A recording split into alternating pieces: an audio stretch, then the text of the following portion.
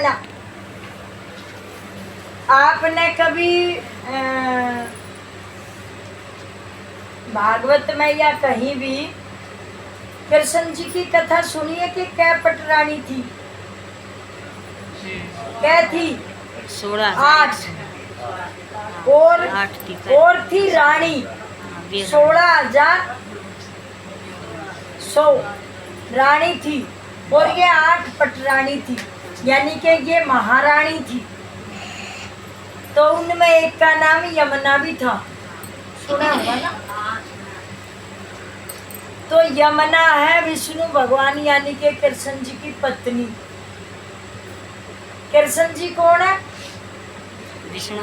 विष्णु भगवान। और गंगा कहाँ से निकली थी विष्णु भगवान के चरणों से। तो बड़ी कौन हुई? अब तो बेरा पाट गया। गंगा ही निकली थी चरणों से।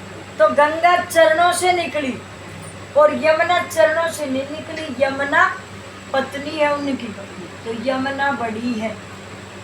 लेकिन दिखने में जैसे घर में कोई अब राज ठाडी है तो इसने जिठानी बतावे, हम हल्के हैं तो हमने दुरानी बतावे।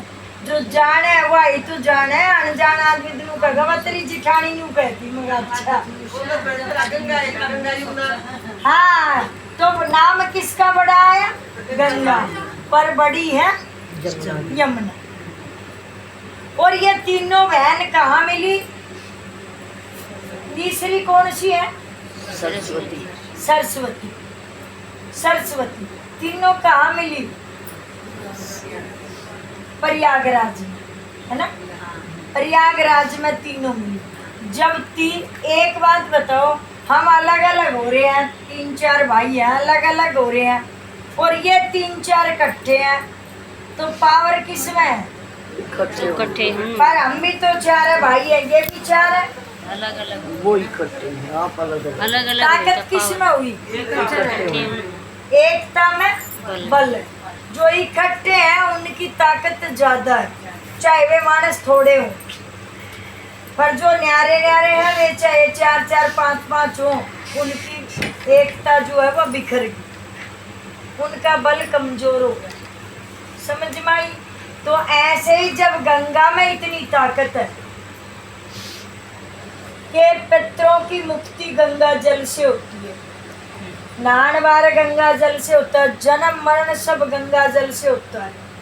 जब तक गंगा जल का छींटा ना लगाया जाए कुछ भी काम हो नहीं सकता। पवित्रता गंगा से आती है।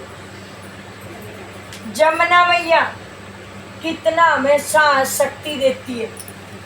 जब हम गवारे थे, जब जमुना जी बहुत जाए करते ना कार्तिक नाथ है, गंगा जी तो कोई साहूकार जाता होगा ना, तो सब जमुना जी ले जाते।